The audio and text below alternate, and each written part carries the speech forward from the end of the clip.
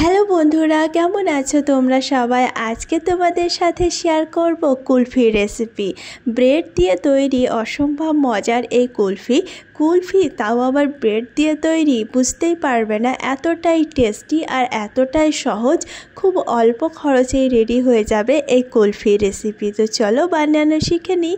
এখানে আমি নিয়েছি স্লাইস ব্রেড, অবশ্যই ব্রাউন ব্রেড হতে হবে। আর ব্রেডের যে সাইডগুলো আছে সেগুলো একটু বেশি ভাজা থাকে, তাই সাইডগুলোকে কেটে নিতে হবে।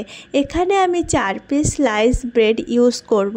আর সেই 4 পিস স্লাইস ব্রেডের অনেক আইসক্রিম আর কুলফি রেডি হয়ে যাবে। তো এখন ব্রেডগুলো কেটে নিয়েছি।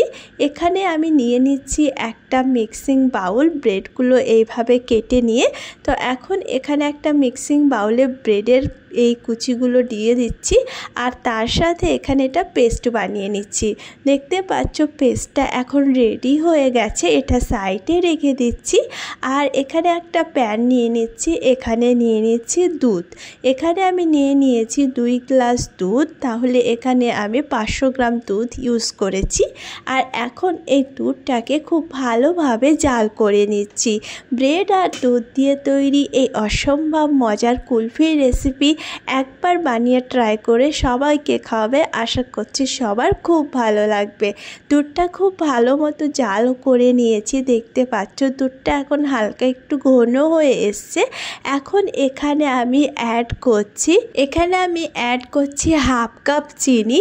চিনিটা নিজের পছন্দ মতো ব্যবহার করতে হবে। ব্রেডের পরিমাণ যদি বেশি হয় সেক্ষেত্রে চিনির পরিমাণও বেশি দিতে হবে। তার সাথে এখানে আমি নিয়ে নিয়েছি কাজু, বাদাম আর পিস্তা, এভাবে কুচি করে কেটে নিয়েছি। এর সাথে একটু কিশমিশও অ্যাড করেছি। এখন খুব ভালোভাবে দুধটাকে আরও একটু ঘন করে জাল করে নিচ্ছি। ব্রেডের এই কুলফির রেসিপি বানানো একেবারে সহজ। এখানে নিয়ে নিচ্ছি জাফরান কালারের জন্য। মার্কেটে যে কুলফি বা আইসক্রিম হয় সেটা একটা ক্রিমি কালার ভাব থাকে, আর সেই কালারের জন্যই এখানে আমি জাফরান ফুড কালার বা জাফরান ইউজ করেছি। ফুড কালার চাইলে ইউজ করা যাবে, বা জাফরান ফুড কালার ছাড়াও এটা বানানো যাবে। ফুড কালারে কোনো রকম টেস্টের পার্থক্য আসে না। এখানে নিয়ে নিচ্ছি পেস্ট, ব্রেডের যে পেস্টটা বানিয়ে রেখেছি সেটা নিয়ে দিচ্ছি।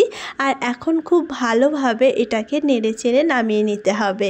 এখন এই ব্রেডের পেস্টটা যখনই দুধে ইউজ করবে তখন এটা খুব তাড়াতাড়ি ঘন হতে শুরু করে দেবে, তাই ফ্লেমটা একেবারে লো রাখতে হবে, না হলে অনেক সময় প্যানে লেগে যেতে পারে।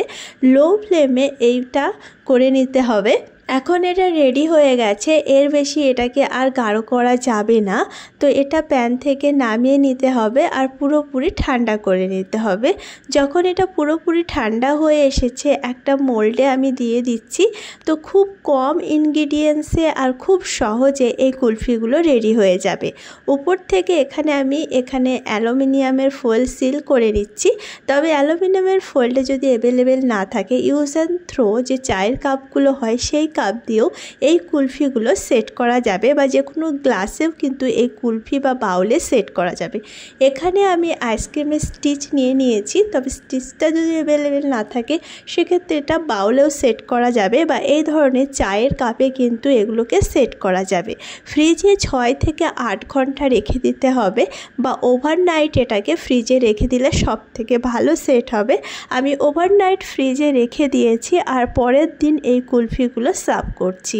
এখন এগুলো ফ্রিজ থেকে বার করে নিয়েছি, আর খুব সুন্দর এই কুলফিগুলো সেট হয়ে গেছে, দেখতে পাচ্ছ। দেখতে যতটা সুন্দর, খেতে ততটাই মজার হয়।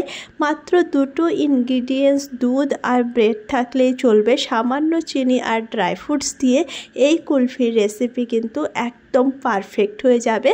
আজকের এই কুলফির রেসিপি একবার ট্রাই করো, আশা করছি সবার খুব ভালো লাগবে।